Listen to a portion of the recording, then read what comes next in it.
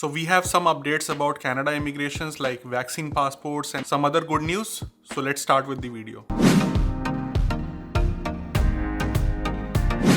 If you're watching the video and you haven't subscribed the channel, please do so for these kind of immigration updates. Update number 1, which is very positive. So as you know that target for 2021 was to invite 400,000 immigrants, and as per the immigration minister Marco Mendicino, they seem to be meeting the target because as of today, they have already invited 184,000 permanent residents. So in July, they approved 40,000 applicants. In June, they approved 35,000 applicants. So now you must be wondering how come it is possible because FSW draws are not happening.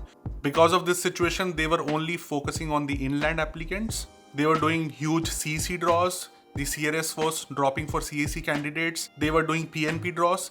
So they were majorly focused on the inland applicants because they need to meet that target. So as of now, in the press conference, they mentioned that they will be meeting the target for 2021. Now, this is a good sign because there is a limitation to invite inland candidates, right? There is a limitation how many CC candidates they can approve, how many PNP candidates they can approve who are already in Canada. So this is a sign that there might be FSW draws after 3-4 months if they want to meet this target. So I was under the impression that they won't be able to meet this huge target of inviting 400,000 candidates this year. But as per the press conference, they mentioned they will be meeting these targets. So I would say this is a good news. Update number 2. Canada is going to roll out a vaccine passport for international travel in this fall. It is going to be a digital passport and it will have a code. So that code will be built somewhere in the ArriveCan app only so that travelers can just use one app. So travelers are already using the ArriveCan app to show their results and to clear the immigration at the international airport in Canada. So this shows how important it is to download the app whenever you are traveling international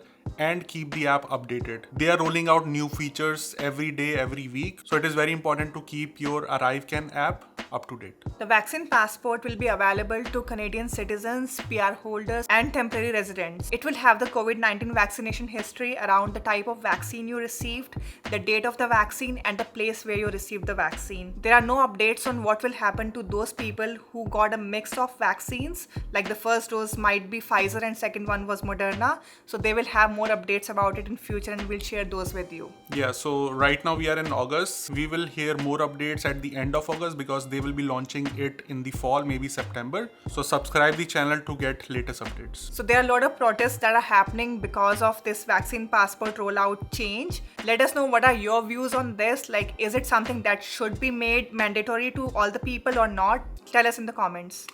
Like it or not, but this will be coming for sure in future in 1 or 2 months. So just be mentally prepared for it. Even if you are not in favor of getting vaccinated, which you should be, but vaccine passport is coming soon. But if we talk about Quebec, they are also planning to launch similar kind of digital application where they will have QR code, but they are rolling it out for the domestic purpose as well.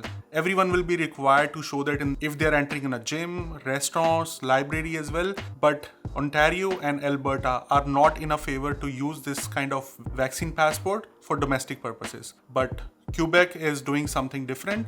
So federal government is saying that provincial government take any action if they want to reduce the spread of coronavirus. So Quebec government think that it is better for them to roll it out for domestic purposes as well.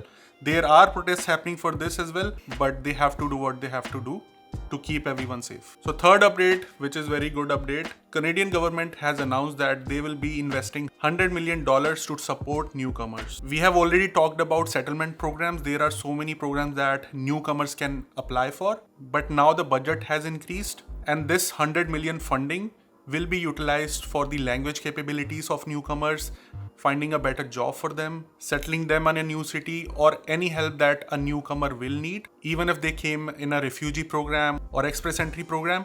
If you are new to Canada, do not miss to avail the settlement services. These are the services provided by government which are absolutely free. So take advantage of these services.